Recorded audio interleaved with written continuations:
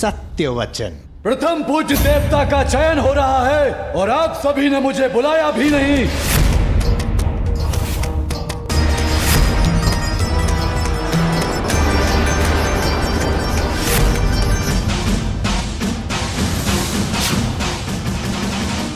प्रणाम त्रिदेव। नारायण नारायण नारायण। ये कैसा है अन्याय देवराज? आपने यमराज को सूचित तक नहीं किया। इसमें क्या है आपका अभिप्राय? नारायण नारायण। यदि मैंने अपना कार्य रोक दिया तो संसार से मृत्यु चक्र का अंत हो जाएगा। तब क्या होगा संसार का? आप सबने इसकी कल्पना भी की है।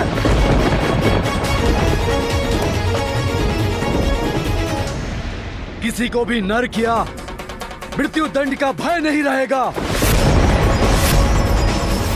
अर्थात सर्वत्र अधर्म अन्याय छा जाएगा। सत्य वचन। अर्थात जीवन मृत्यु का संतुलन जिसे स्थापित करता है मर्यादा का बंधन। नारायण नारायण। आप ही तो हो यमराज, आप ही तो हो जो सब कुछ निर्धारित करते हैं। अवश्य निसंदेह आप ही को प्रथम पूज्य होना चाहिए।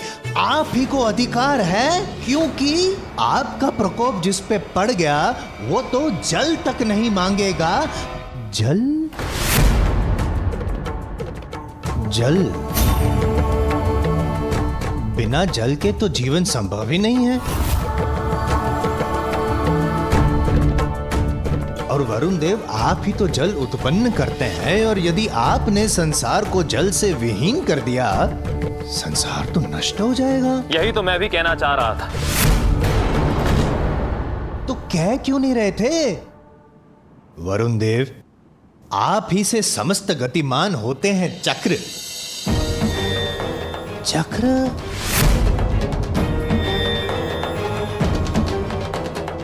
काल चक्र। मेरा महत्व तो सर्वविदित है, अब क्या अपने मुख से कहना आवश्यक होगा? कदापि नहीं। हम सबको इस बात का ज्ञात है कि सूर्य देवता तो प्रकाश देते हैं, उससे हो रहित तो जीवन के प्रकाश से हम हो जाएंगे वंचित।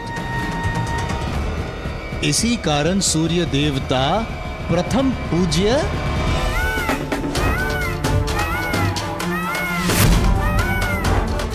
पूज्य केवल वो नहीं होना चाहिए जो जगत का कल्याण करे, अपितु जगत की रक्षा भी करे।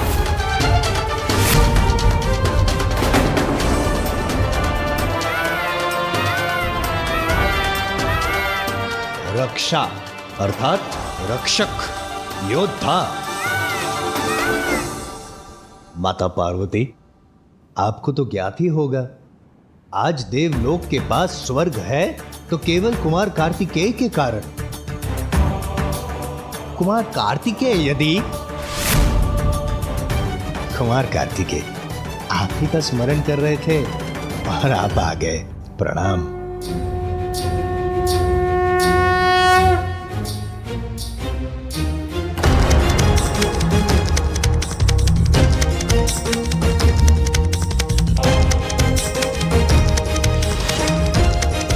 कुमार कार्तिकेय,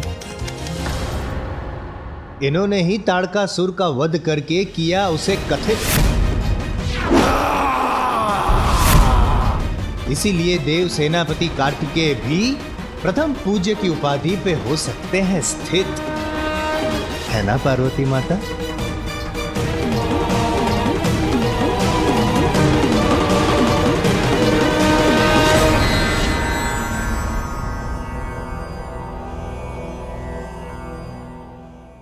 कैसी दुविधा है त्रिदेव, ये कैसी दुविधा है। अब क्या करें, कौन बनेगा प्रथम पूज्य? देवऋषि नारद, इतना समय नहीं है हमारे पास, आप केवल नाम घोषित कीजिए। हम उसी को सर्वप्रथम पूज्य के रूप में स्वीकार कर लेंगे। आप तो कर लेंगे स्वीकार, किंतु अन्य सभी देवता करेंगे मेरा तिरस्कार। यदि मैंने आपका नाम घोषित कर दिया तो यमराज, अग्निदेव, वायुदेव, वरुण देव, सूर्यदेव इत्यादि ने यदि विद्रोह करेंगे नहीं, किंतु अपना अपना कार्य रोक दिया तो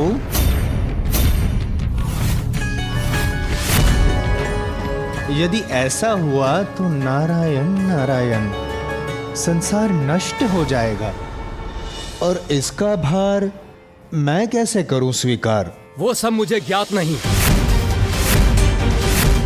किंतु यदि मेरा चयन नहीं हुआ तो मैं अपना कार्य रोक दूंगा। मुझे प्रथम पूज्य नहीं बनाया तो मैं अपना कार्य नहीं करूंगा। यदि मुझे प्रथम पूज्य नहीं बनाया गया तो मैं भी अपना कार्य रोक दूंगा। मैं भी अपना कार्य रोक दूंगा। मुझे प्रथम पूज्य नहीं बनाया गया तो मैं भी अपना कार्य रोक दूंगा। मैं भी अपना कार्य रोक दूंगा। मैं शनिदेव हूँ, मुझे होना चाहिए प्रथम पूज्य।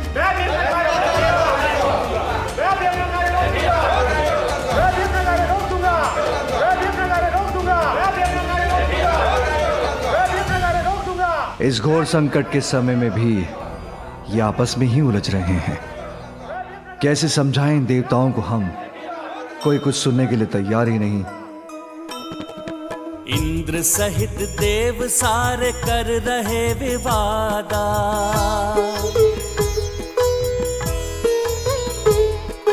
प्रथम पूज्य देवता का सब ही करे दावा।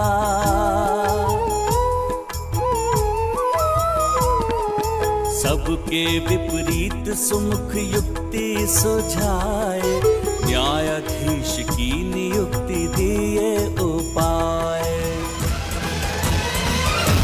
यदि सभी ऐसे ही बोलते रहेंगे तो प्रथम पूज्य कौन होगा? उसका निर्णय कौन करेगा?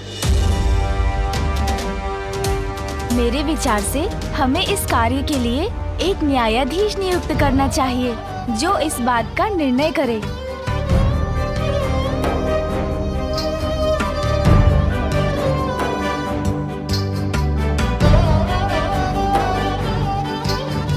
गजानन कदाचित उचित कह रहे हैं। आप ही बनिए न्यायाधीश और आप ही नियुक्त कीजिए।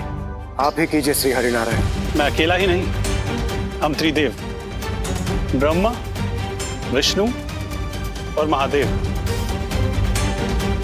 हम तीनों मिलकर निर्णय लेंगे कि आप सभी देवताओं में प्रथम पूज्य कौन होगा।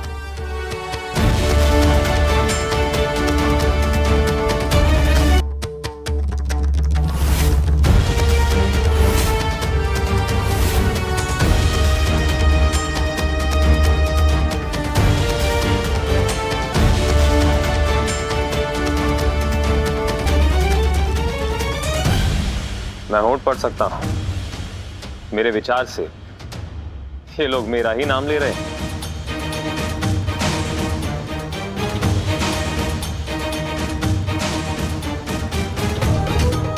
प्रथम पूज्य वही होगा जो योग्यता में सबसे श्रेष्ठ होगा, और इसका निर्णय तो आप सभी के मध्य एक प्रतिस्पर्धा से ही हो सकता है।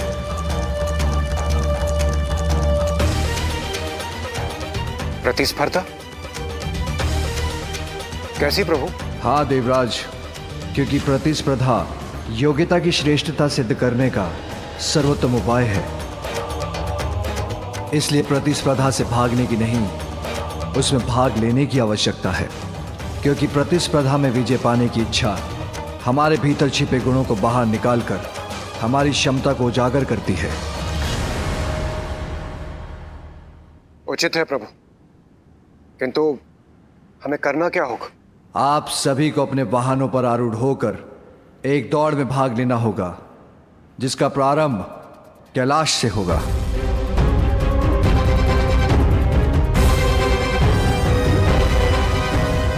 अरे वाह, अपने अपने वाहन पर बैठकर दौड़।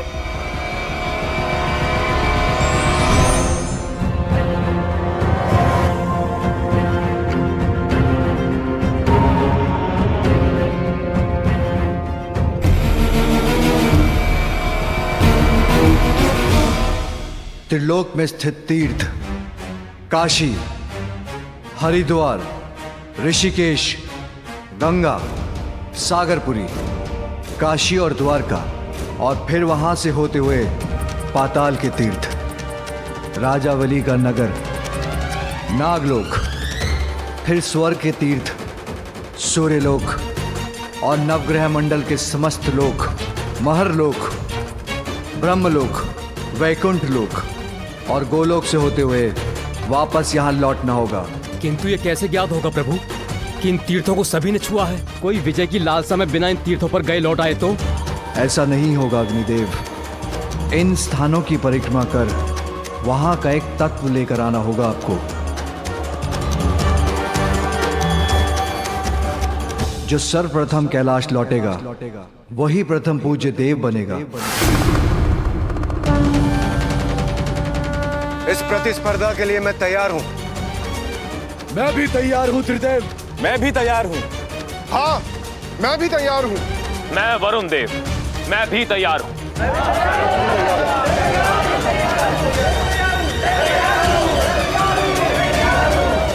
पुत्र कार्तिकेय, इस दौड़ में तुम भी भाग लोगे। जो आज्ञा पिताश्री। प्रभु, और गजानन, क्या वो भाग नहीं लेगा स्पर्धा में? अब तो मेरे पास भी मेरा वाहन है।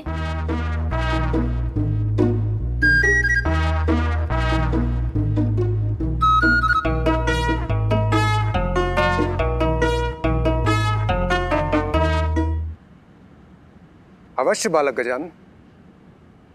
प्रभु, गजानन भी इस प्रतिस्पर्धा में भाग लेंगे।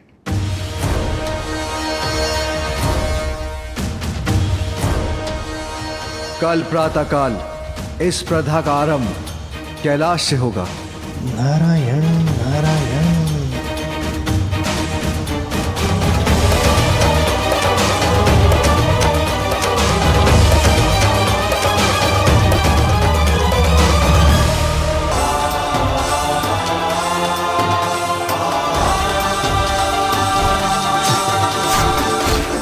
क्या हुआ माँ?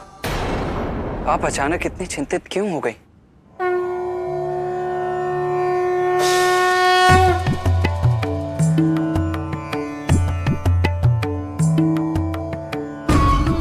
पुत्र, देवताओं और असुरों के मध्य देवासुर संग्राम के रूप में अच्छाई और बुराई के मध्य जो निर्णायक स्पर्धा होने वाली है, उसमें देवताओं को उचित नेतृत्व प्राप्त हो, उसके लिए ये प्रतिस्पर्धा अत्यंत महत्वपूर्ण है पुत्र, जिसमें मेरे दोनों पुत्र यथाशक्ति विजय प्राप्त करने के लिए प्रयत्न करें। ये मेरी इच्छा है। हाँ माँ, अवश्य करेंगे हम। और अब तो मेरे पास मेरा वाहन भी है। अरे भैया, अभी तक आपने मेरे वाहन मूषक जी से भेंट नहीं की है ना? मैं अभी मिलवाता हूँ आपको, आइए ना।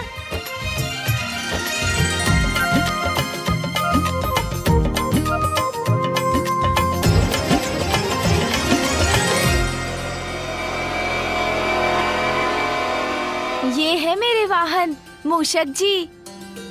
देखा भैया? बताइए ना, अच्छे है ना मेरे वाहन?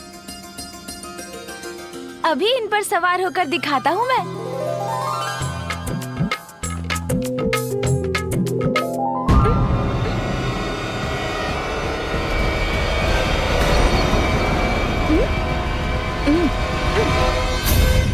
उठिए मूषक जी, उठिए।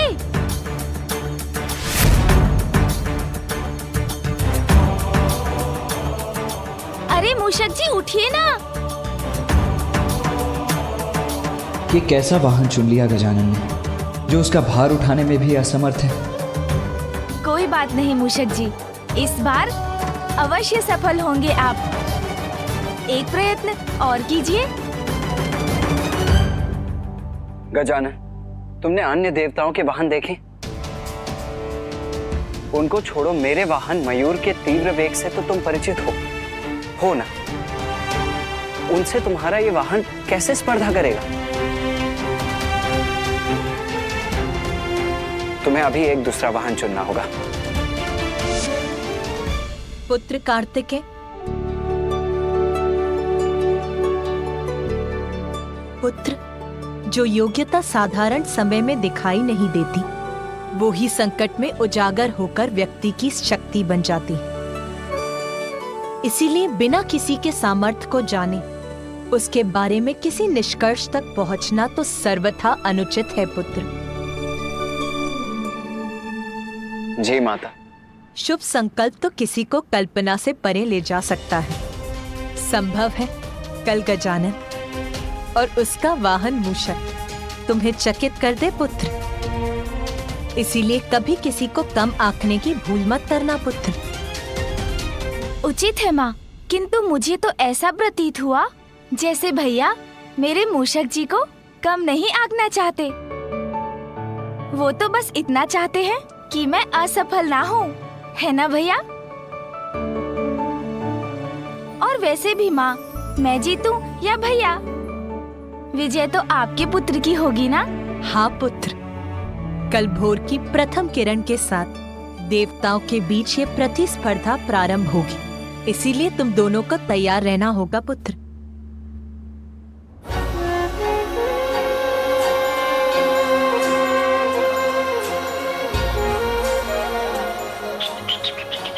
मुझे क्षमा कर देते। यदि मुझसे योग्य वाहन होता तो आप अवश्य विजय पा सकते थे। किंतु मेरे कारण कदाचित आपको पराजय का मुख ही देखना पड़े।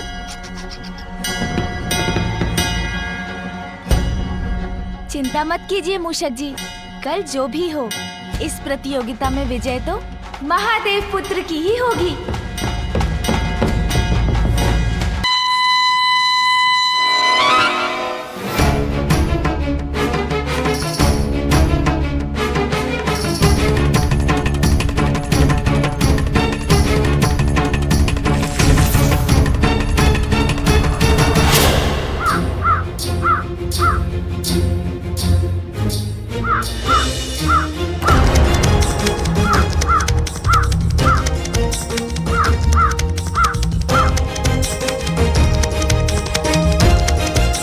पिताश्री, प्रातः काल सर्वप्रथम उठने मात्र से कोई लाभ नहीं होता और न ही सर्वप्रथम प्रतियोगिता के स्थान पर पहुंचने से ही, अपितु सर्वप्रथम प्रतियोगिता समाप्ति के स्थान पर पहुंचने से ही विजय प्राप्त होगी। उचित कहा तुमने पुत्र शनि। विजय किसकी होगी ये तो काल ही निर्णय करेगा।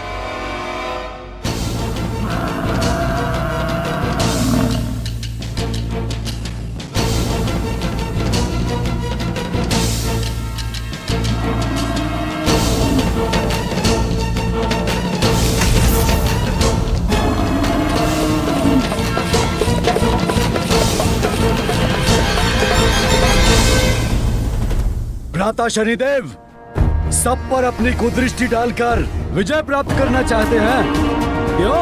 भ्राता कालदेव, आप इस समय प्रतियोगिता में आए हैं, उचित होगा कि प्रतियोगिता की ही बातें करें। चंद्रदेव की जय! चंद्रदेव की जय! चंद्रदेव की जय!